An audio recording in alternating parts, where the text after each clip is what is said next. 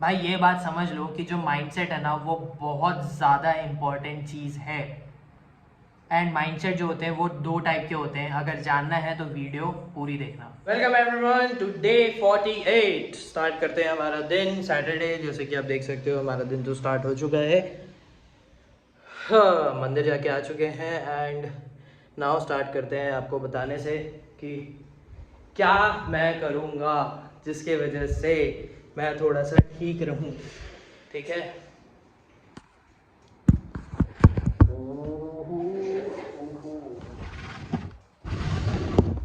तो देखो ऐसा है कि मुझे जो मेंटालिटी है उस पर तो यार बहुत ज़्यादा काम करना पड़ेगा। आई नो वो ऐसे ही नहीं आती है, वो बिल्ड करने से ही आता है।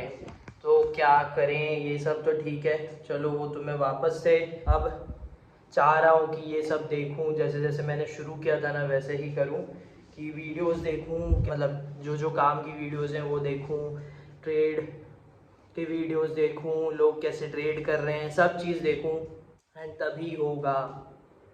भाई कहाँ फंस गया, ऐसा लग रहा था मेरे को सही में, कहाँ फंस गया हूँ मैं करके, सही में दिमाग बंद हो गया है, कुछ कर नहीं पा रहे हैं एंड ये सब। तो ठीक है, स्टार्ट करते हैं हमारा फर्स्ट टास्क के साथ जो कि है रीडिंग का। तो रीडिंग करता हूँ, आगे की स्टोरी बताता हूँ आपको कि परमहंस योगानंदा और श्री युक्तेश्वर गिरी के बीच में क्या हुआ।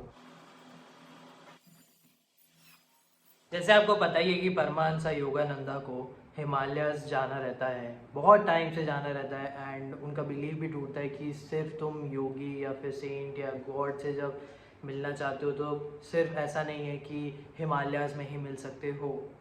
तो बहुत ट्राई करते हैं परमहंस योगानंदा कि वो श्री युक्तेश्वर गिरी के साथ कश्मीर जाएं, क्योंकि कश्मीर हिमालय के पास है और वहाँ पर जाएं, वहाँ पर घूमें, उनके डिसिपल्स के साथ भी जाएं, उनको लेकर जाएं। बहुत बार परमहंस योगानंदा ट्राई कर चुके हैं कि वो उन्हें लेकर जाएं, बट हर बार श्री युक्तेश्वर गिरी मना कर देते थे, टिकट्स बुक कर देते थे, एक्सपेंस के लिए पैसे भी रहते थे, बट वो हर बार मना करते थे। अब जो स्टोरी है उसमें ऐसा है कि वो फिर से ट्राई करते हैं उन्हें कश्मीर ले जाने का एंड परमहंस योगानंदा अपने फादर को बोलते हैं कि मुझे कश्मीर जाना है, तो क्या आप मुझे 6 ट्रेन की टिकट्स और कुछ पैसे दे सकते हो। ये जो फादर है ना वो फिर हंसने लग जाते हैं कि ये तुम हर साल बोलते हो एंड ट्राई करते हो।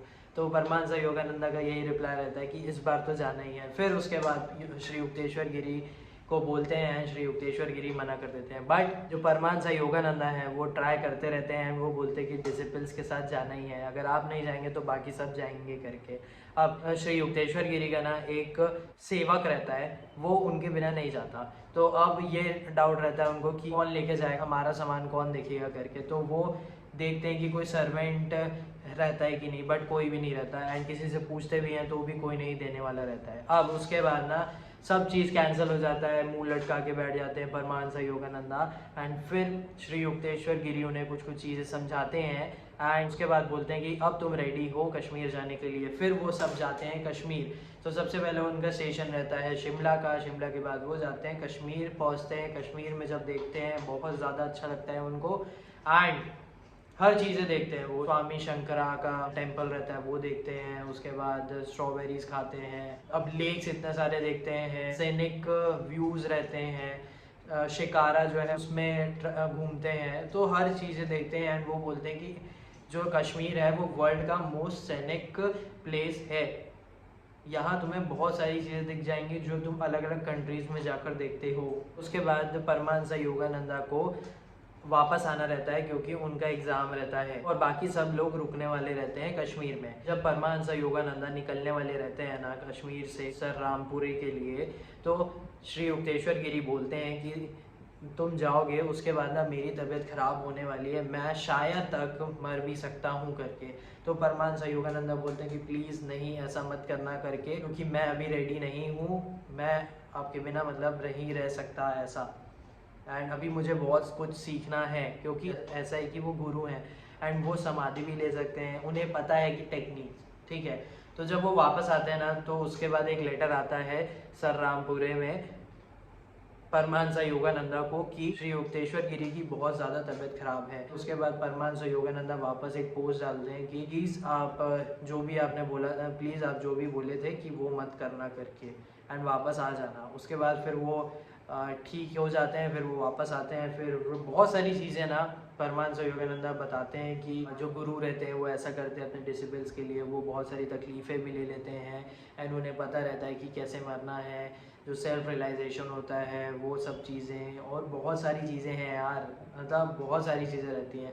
कुछ सीक्रेट योगिक टेक्निक्स रहती हैं, बिकॉज ऑफ डैट तुम अपने बॉडी से सोल अलग कर सकते हो, एंड ये सब चीज़ें बात करते रहते हैं। एंड फिर यही होता है कि जो श्री युक्तेश्वर गिरी है वो वापस आते हैं एंड सब ठीक रहता है। एंड अभी तक की स्टोरी में यही है, आगे की स्टोरी जब पढ़ेंगे तब बताएंगे। अभी देखते हैं कि क्या करना है। थोड़ा चार्ट एनालिसिस मैं कर रहा था क्योंकि रीड मेरा कंप्लीट हो गया था। अब थोड़ा और मैं देखूंगा चार्ट्स को, एंड वीडियोस भी मेरे को देखने हैं क्योंकि दिमाग में थोड़ा मेरे को घुसाना है ज्ञान, और बंद हो चुका है मेरा दिमाग। बहुत सारी चीज़ें, नेगेटिव थॉट्स चल रहे हैं, तो करते हैं कुछ। ट्रू, बहुत सारे नेगेटिव थॉट्स चल रहे हैं, बहुत सारे, मतलब ऐसा लग रहा है ना कि यार ये होगा कि नहीं होगा, कर पाएंगे कि नहीं कर पाएंगे, क्या चल रहा है करके, ऐसा बहुत सारा आ रहा है।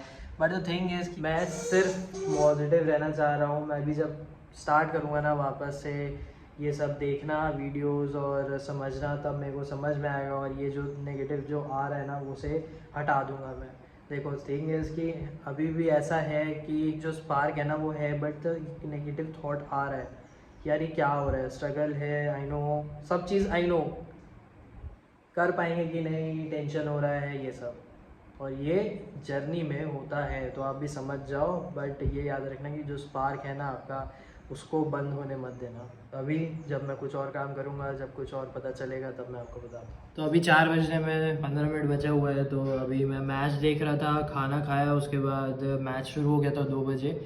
और जैसे आपको पता ही है पाकिस्तान इंडिया का मैच चल रहा है। इंडिया ने टॉस जीता था एंड बॉलिंग करने का चूज़ किया था, तो अभी पाकिस्तान का 105 पे 2 विकेट है, और अभी बाबर आजम और मोहम्मद रिजवान बैटिंग कर रहे हैं। भाई ये दोनों सेट हो गए ना तो फिर प्रॉब्लम हो सकती है एक्चुअल में, क्योंकि पिछली बार आई थिंक किस में हुआ था, T20 वाले में हुआ था कि क्या हुआ था, क्योंकि ये दोनों की जोड़ी काफ़ी अच्छी चलती है। फर्स्ट जो ओपनिंग किया था उन्होंने भी ठीक खेला, लेकिन वो आउट हो गया। बट यही है कि ये दोनों बस अगर जम गए ना तो फिर कुछ ना कुछ टेंशन की बात हो सकती है, आउट हुए एंड फिर थोड़ा सा अच्छा लगेगा। तो देखते हैं। मैं तो मैच ही देख रहा था, मैं तो अभी बस ऊपर आया अपने रूम में, और फिर चलो थोड़ी बहुत बातचीत करते हैं। मैं बोला यही है, देखते हैं क्या होता है। अभी तो बहुत ज़्यादा रिलीफ टाइप में मैं बैठा हूँ, मैं कोई टेंशन नहीं लग रहा है मेरे को, एंड थोड़ा सा मेरे को लग रहा है कि हाँ क्या करें हैं मार्केट में करके, ट्रेडिंग में क्या किए हैं, थोड़ा सा लग रहा था, अभी भी लग ही रहा है यार। जैसे मैं आपको बताया हूँ कि डाउट्स आ रहे थे, बहुत सारे आ रहे थे, क्योंकि भाई ना चाहते हुए भी ना तुम कभी कभी जब दूसरों को देख लेते हो, या से तुम्हारी फील्ड में भी हैं, जैसे हर फील्ड में होता है, कोई ना कोई बहुत अच्छा खेलने वाला रहता है, या फिर कोई इतने ज़्यादा पैशनेट नहीं होता, या फिर इंटरेस्टेड नहीं होता जो कि एकदम करना है, बट फिर भी उसको अच्छे रिजल्ट्स मिलते हैं। तो वैसे ही होता है, फिर तुम देखते हो कि यार मैं ऐसा हूँ, मेरे को तो ये करना है, ऐसा करना है, मेरा तो ये प्लान है इसको लेके, बट सामने वाले का ऐसा कुछ नहीं है, बट फिर भी उसको ऐसा मिल रहा है, तो क्या। तो ये थोड़ा बहुत लग रहा था मेरे को, भाई दूर रखना पड़ेगा ये सब से, क्योंकि ये सब अगर कंपेयर करोगे तो फिर अच्छा नहीं होता है। तो इसीलिए थोड़ा फ्री हो रहे थे, थोड़ा मैच देख रहे थे। अभी देखते हैं क्या करना है, 4 बजने वाला है जैसे मैंने बोला, तो फिर बताते हैं आपको। और चार्ट तो मैंने देखा है, वीडियोस देखने हैं कुछ कुछ मेरे को। जो एक पुराना मेरा था कि मेरे को हाँ ऐसा बनना है, ऐसा करना है करके, वो ना एकदम दब गया। वो चीज़ मैं रियलाइज़ कर रहा था कि यार मैं क्या सोचा था और मैंने क्या किया है, क्या कर रहा हूँ, फिर मेरे को क्या करना है, जो कैसा मैंने सोचा था वैसा करना है, मतलब मैं कहाँ पहुँचूँगा अगर मैं ऐसा कर रहा हूँ तो। बट वही है, उसको अभी ठीक करना पड़ेगा, यही सोच रहा था मैं, मेरे दिमाग में यही चल रहा था। तो अब आगे मैं कुछ करूँगा, मैं कुछ देखूँगा वीडियो, या वॉक करूँगा, ऑडियो बुक सुनूँगा, तब मैं आपको बताऊँगा। रिलायंस डिजिटल गया था जो कि मॉल में है, अडाप्टर लेना था और माउस लेना था। ये iPad Air काफ़ी ज़्यादा अच्छा है और एक दिन ज़रूर इसको ख़रीदेंगे, और बाकी एप्पल प्रोडक्ट भी लेंगे। अभी मैं मॉल से वापस आया और मैं लेके आया हूँ अभी ये वाला माउस, HP का M090 वायरलेस माउस। इसको ओपन करते हैं और देखते हैं कि ये कैसा है। ठीक है, देख लो ये रहे। अगर आपको चाहिए ऐसा अमेज़ॉन और फ्लिपकार्ट में मेरे को दिखेगा तो फिर मैं इसका लिंक डाल दूँगा डिस्क्रिप्शन बॉक्स में, आप देख सकते हो। अभी ओपन करते हैं इसको।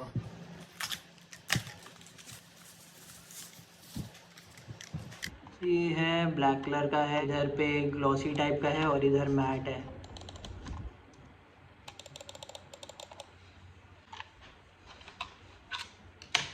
तो ये बैटरी लगा दिया हूँ, वही मोटी वाली बैटरी जो होती है वही लगती है इसमें। तो देखते हैं चला के कैसा है ये। ठीक है, बैटरी लगाने के बाद भी मेरे को लाइट लग रहा है, अच्छा है। अगर आपने वीडियो नहीं देखा है तो आप देख लो डे 47 की वीडियो। एंड स्टार्ट करता हूँ मैं अपने वॉक के साथ। एक्सरसाइज करूँगा उसी टाइम पे। एंड वेट एक्सरसाइज तो नहीं होगा बट एक्सरसाइज ज़रूर करेंगे। तो स्टार्ट करते हैं और फिर बताते हैं आपको कि जो माइंडसेट की बुक मैंने सुनी थी उसमें क्या था एग्जैक्टली। तो हमारा हो गया है वॉक करना।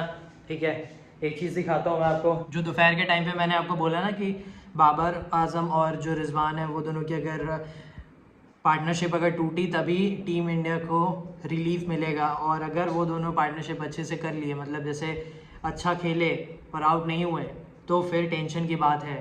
तो थिंग इज़ मैं आपको दिखाता हूँ एग्जैक्टली फिर वही हुआ। बाबर आजम 50 और रिजवान जो है 49, ये दोनों की पार्टनरशिप लगभग हो ही गई। उसके बाद पे सब आउट हुए, तुरंत तुरंत में आउट हुए। 152 या 154 तक ये दोनों टिके हुए थे, पूरा यही बनाए हैं। ये तो अच्छा, ये दोनों ओपनर्स भी अच्छा काम कर रहे थे कि 56 कुछ मारे, बट उसके बाद सारे आउट। मतलब 191 ही बस मार पाए, उससे ज़्यादा और मार ही नहीं पाए। मतलब ये दोनों की पार्टनरशिप भी सही थी, उसके अलावा और कुछ नहीं चला। तो अभी बताता हूँ मैं कि ऑडियो बुक में माइंडसेट मतलब कि क्या है, क्योंकि भाई माइंडसेट बहुत ज़्यादा ज़रूरी है। माइंडसेट जो है वो बहुत ज़्यादा ज़रूरी है। मतलब कि दिमाग जो है ना एक जगह पे स्थिर हो, एक चीज़ के लिए तुम एकदम सेटअप कर लो अपने दिमाग को कि हाँ ये करना है तो करना है। ठीक है, अब दो टाइप के माइंडसेट होते हैं। फर्स्ट होता है फिक्स्ड माइंडसेट और सेकंड होता है ग्रोथ माइंडसेट। अब फिक्स माइंडसेट है तो आपको समझ आ ही जाएगा कि जो आदमी रहता है ना वो एकदम फिक्स चलता है कि हाँ ये होगा तो यही होगा, नहीं तो नहीं होगा, मैं इससे आगे नहीं जाऊँगा। जैसे कि कोई रिस्क लेनी है तो मुझे नहीं लेनी है, अगर ये काम करेंगे तभी कुछ होगा, अगर आगे बढ़ना है तो इसको पढ़ना पड़ेगा और मैं नहीं पढ़ना चाहता। तो ये सारी चीज़ें हैं फिक्स्ड माइंडसेट की। मतलब कि एक ही जगह पे रहना है, रिजिड रहना है, कुछ नहीं करना है, मतलब चेंज अपने आप को नहीं करना है। अपन जो कर रहे हैं वही करते रहेंगे और इसके वजह से ना बहुत बड़ी प्रॉब्लम होती है। अगर किसी को ग्रो करना रहता है और वो फिक्स्ड माइंडसेट का बंदा है या बंदी है या कोई भी है, तो क्या होता है, तो उसके लिए बहुत बड़ी प्रॉब्लम हो जाती है, क्योंकि उसको फिक्स भी रहना है और उसको ग्रो भी करना है। फिर वो बनता है एक फ्रस्ट्रेशन कि यार मैं कर क्यों नहीं पा रहा हूँ। फिक्स्ड है क्योंकि तुम फिक्स्ड हो, क्योंकि तुम आगे ही नहीं बढ़ पा रहे हो, क्योंकि तुम चीज़ें अडेप्ट ही नहीं कर रहे हो। तो वो होता है फिक्स्ड माइंडसेट। और सेकंड होता है ग्रोथ माइंडसेट। ग्रोथ माइंडसेट का मतलब ये है कि एक आदमी जो हर चीज़ें सीखना चाहता है, मतलब कुछ भी चीज़ मिलेगी उसको तो वो सीखना है, अगर गलती होगी तो भी सीखना है, अगर अच्छी चीज़ भी है तो उसमें भी कुछ मिल रहा है अच्छा सीखने को तो भी सीखना है। और गलतियाँ इज़ वेरी गुड सीखने के लिए, क्योंकि वो नई चीज़ें बताते रहती है। जैसे मेरे साथ ट्रेडिंग में होता है और मैंने इतनी सारी गलती हुई या रिजेक्शन हुआ कि गलती समझ आई है, बट यही है कि एक जो फिक्स हो जा रहा है ना एक जगह पे, जो माइंड शट हो जा रहा है ना, बिकॉज ऑफ डैट मेरी ट्रेडिंग नहीं बढ़ पा रही है। बट ग्रोथ माइंडसेट रखोगे तभी आगे बढ़ पाते हो। एक आदमी का माइंडसेट है कि वो ग्रोथ करना चाहता है और उसका माइंड वैसा ही है कि भाई जो भी चीज़ है कि ना मैं उससे सीखता रहूँगा, और वो सीखता भी है। तो उसमें ना चेंजेस आते रहते हैं, बहुत सारे चेंजेस आने के बाद पे वो आदमी वहाँ तक पहुँच जाता है जहाँ उसे पहुँचना रहता है, क्योंकि उसने जो चेंजेस है वो अडैप्ट किए, जो लेसन्स है वो अडैप्ट किए, जो मिस्टेक्स हुई है वो समझ में आई हैं, और जो अच्छी चीज़ें हुई हैं उसमें भी उसने काम किया है। तो ये है ग्रोथ माइंडसेट। तो दो चीज़ें होती हैं माइंडसेट में। तो ये आपके ऊपर है कि क्या माइंडसेट आपको रखना है, क्योंकि बहुत ज़्यादा इंपॉर्टेंट होता है माइंडसेट रखना।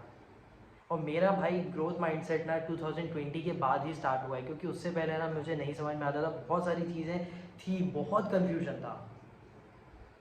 बट 2020 के बाद जब मार्केट में जब मैं आया और ट्रेडिंग शुरू हुई, इन्वेस्टमेंट के बारे में पता चला, तब मेरा ग्रोथ माइंडसेट बहुत ज़्यादा बन गया था। उसके बाद से समझ में आती है चीज़ें कि अच्छा ये करेंगे तो ऐसा होगा, बुक्स पढ़ते हैं और चीज़ें समझ में आएंगी। सबके अलग अलग टाइम के रियलाइजेशंस होते हैं। अगर कोई आपके जान पहचान वाला आदमी है जो ग्रोथ करना चाहता है, पोटेंशियल आपको दिखता है उसमें, वो फिक्स माइंडसेट का है, तो उसको समझाओ कि ग्रोथ माइंडसेट रखे, कि हर चीज़ अडैप्ट करे, देखे क्या क्या नई चीज़ें कर सकता है, तो यही होगा ग्रोथ माइंडसेट का।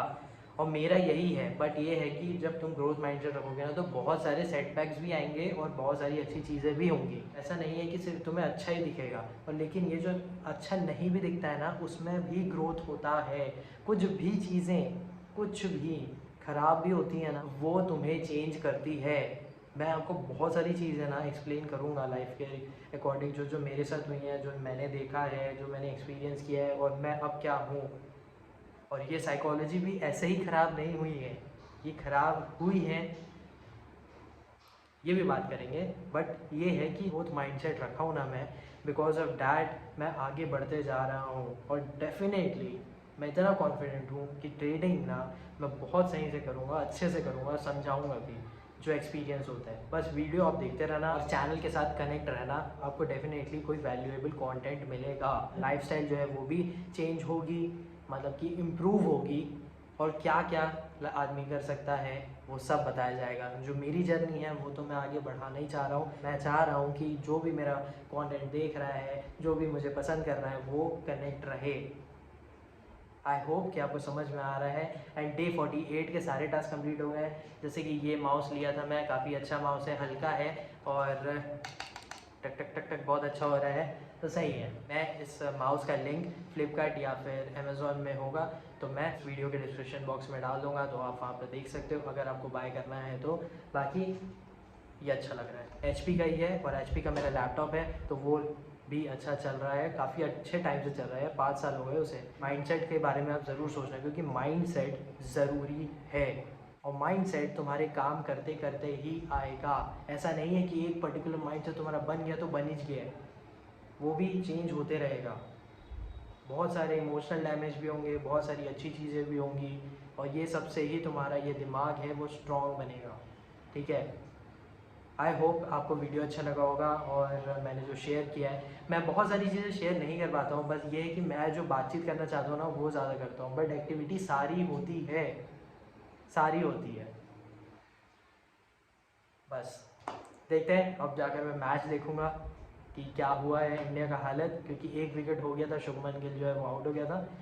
तो बस यही है। एंड आपसे मिलते हैं डे 49 को। आई होप आपको वीडियो अच्छा लग रहा है, एंड 60 डेज चैलेंज की प्लेलिस्ट आपने चेक की है। Thank you for watching.